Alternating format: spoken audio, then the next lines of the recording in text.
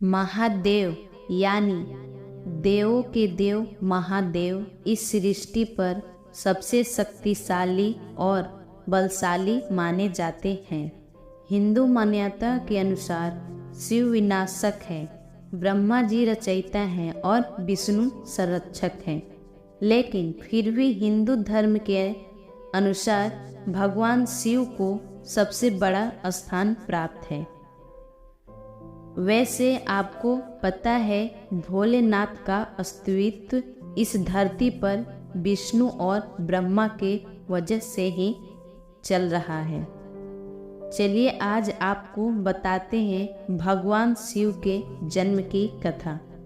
ऐसा कहा जाता है कि महादेव की कोई माँ नहीं थी, अर्थात उनका जन्म माँ के पेट से नहीं हुआ, बल्कि वे इस धरती पर अवतरित हुए थे। एक बार दोनों विष्णु और ब्रह्मा में इस बात पर बहस छिड़ गई कि कौन उन दोनों में से ज़्यादा श्रेष्ठ है। इस बहस के बीच अचानक से एक अग्नि स्तंभ प्रकट हुआ और वो इतना लंबा था कि उसका ऊपर से ना कुछ दिख रहा था, ना ही नीचे की ओर से कुछ दिख रहा था। यह देख दोनों विष्णु जी और ब्रह्मा जी आश्चर्य में पड़ गए। उन्हें लगा कि इस जगह पर कोई तीसरी महाशक्ति भी है जो उनसे ज़्यादा शक्तिशाली और ताकतवर भी है।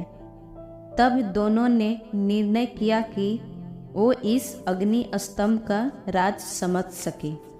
अब उन दोनों ने यह निश्चित किया कि जो भी पहले इस स्तंभ के अंत को पा लेगा वह श्रेष्ठ है।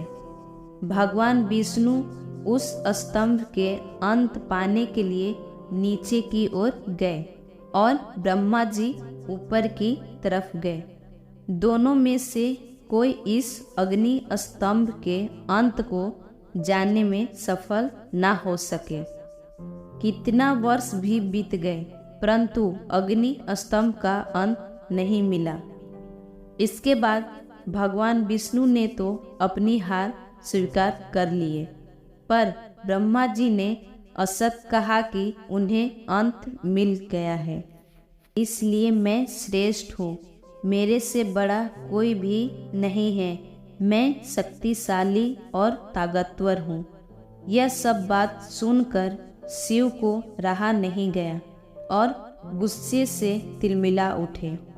जब प्रकट हुए तो इतने गुस्से में थे कि बिना कुछ सोचे समझे ब्रह्मा जी के 5 मुख में से जो मुख असत बोला था उसे काट दिए और उन्हें यह श्राप दिए कि संसार में उनका पूजा नहीं होगा। भगवान विष्णु से बहुत प्रसन्न होकर उन्हें अपने समान पूजे जाने का वरदान दिया।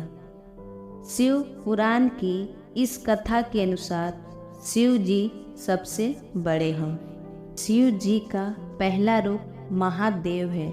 सबसे पहले शिव ने ही अपने अंशों से तमाम देवताओं को जन्म दिया।